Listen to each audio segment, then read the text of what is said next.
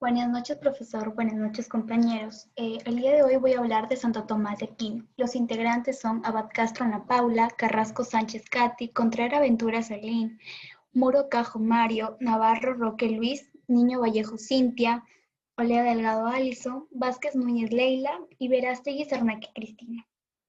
Para Santo Tomás, el conocimiento comienza con la experiencia sensible, ya que el entendimiento elabora los datos de los sentidos y obtiene los conceptos universales. Y este proceso por el cual se obtienen estos conceptos universales se llama abstracción. Desde las percepciones sensibles y el entendimiento elabora el concepto del hombre, que esto es un concepto universal por el que se refiere a todos los seres humanos.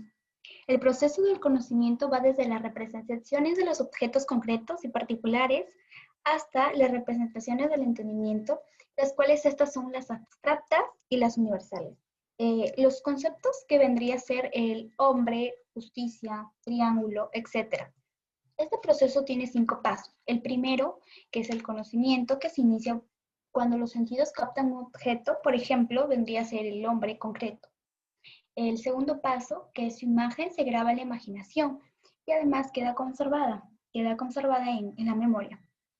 El tercer paso, el entendimiento agente, que se refiere a la capacidad de abstraer. Elimina los elementos individuales y concretos. Y lo que se refiere a los concretos vendría a ser el lugar, el espacio, en el espacio en el que se encuentra, sus rasgos físicos particulares, etc., dejando solo lo esencial. El cuarto paso está el entendimiento paciente, que este se le conoce universalmente mediante el concepto que se ha formado el entendimiento agente, que vendría a ser el concepto de hombre. En el quinto paso, vuelta a la imagen, el entendimiento aplica el concepto universal, el hombre, a un objeto concreto. Así puede decir, como por ejemplo, Pedro es un hombre. Entonces podemos decir que Santo Tomás de Aquino sigue la teoría del conocimiento aristotélica, que vendría a ser el conocimiento que comienza por los sentidos. Y por eso las 5 vías que anteriormente ya he mencionado, que comienza por la experiencia sensible de los seres del mundo para acabar concluyendo que Dios existe. Eh, el, la siguiente diapositiva que dice Fides et Radio, la fe y la razón. El pensamiento de Santo Tomás de Aquino, su objeto de estudio era Dios, aunque señala que la razón es muy limitada para conocer a Dios, pero ello no impide demostrar que la filosofía sea un modo muy limitada para conocerla, para alcanzar los conocimientos verdaderos. Eh, como dice, es la herramienta natural del hombre para conocer al mundo. Esto significa que se considera imposible pensar en la falsedad de la razón, por lo connatural es lo que no es. No obstante, Santo Tomás de Aquino señala que de llegar a una contradicción real y no aparente entre una conclusión de fe y la otra que vendría a ser la racional. La errónea es la de la razón, puesta que Dios es infalible. Un ejemplo vendría a ser de contradicción, sería aparentemente se encuentra en la cuestión de la Trinidad. Como ahí señala que por razón señala que Dios es simple y por fe que es trino. ¿Qué quiere decir esto?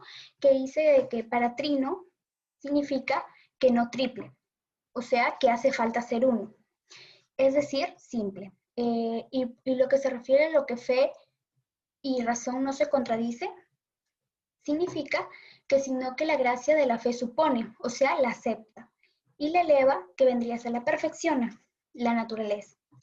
Racional en este caso, ¿no? Fides et Radio, en una época en la que los pensadores cristianos descubrieron los tesoros de la filosofía antigua, y más concretamente aristotélica.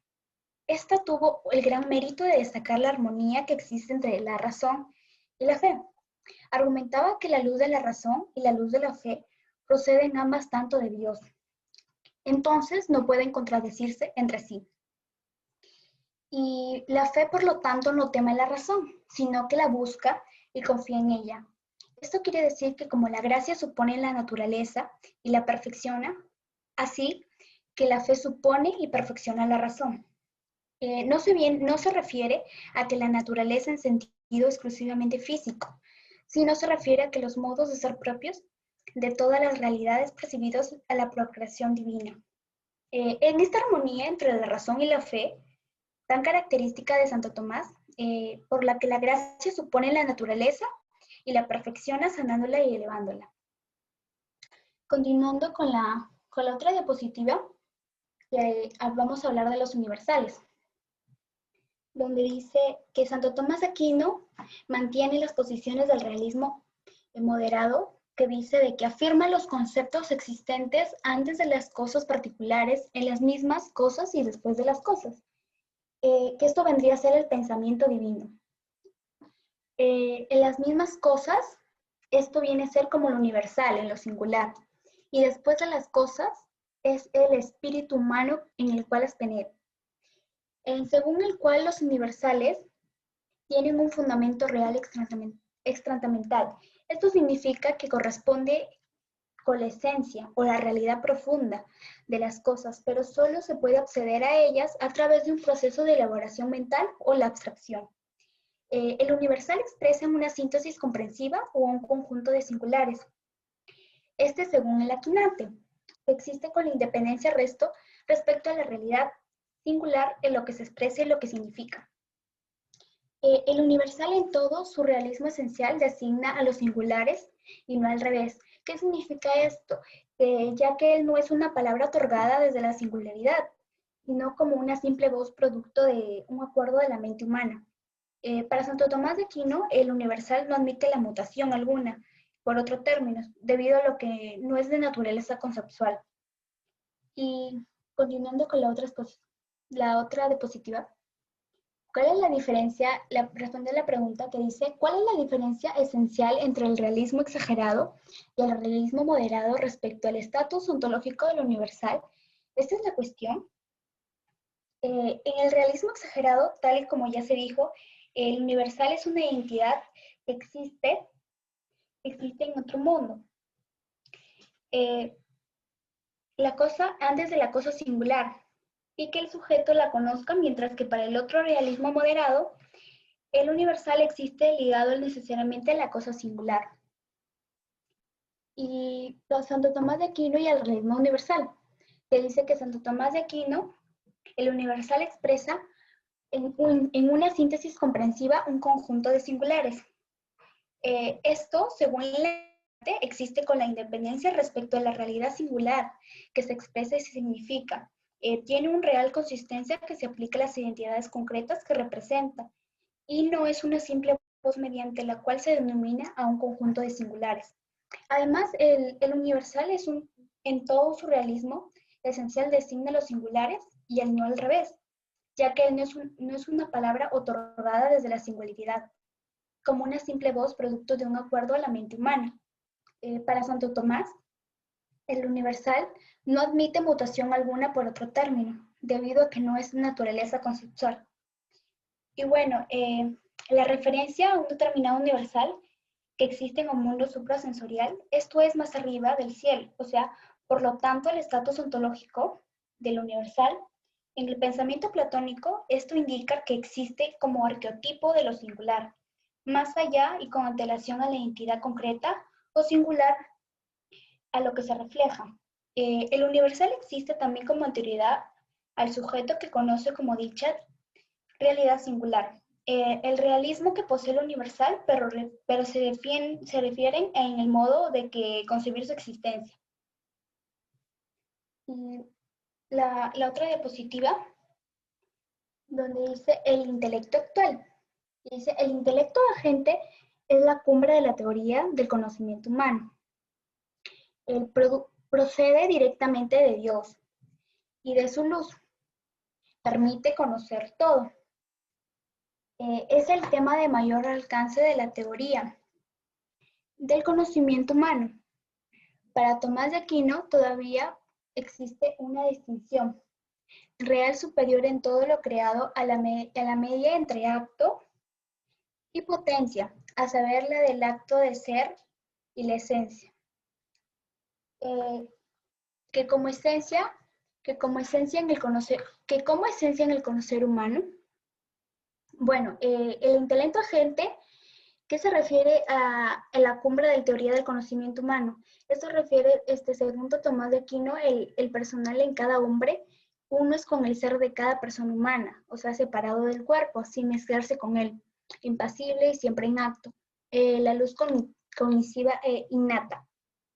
Lo que dice de procede directamente de Dios y de su luz, esto se refiere a que participa tanto natural como sobrenaturalmente. Y entonces, tanto como en el presente, y como en la futura. Gracias a él somos libres y responsables.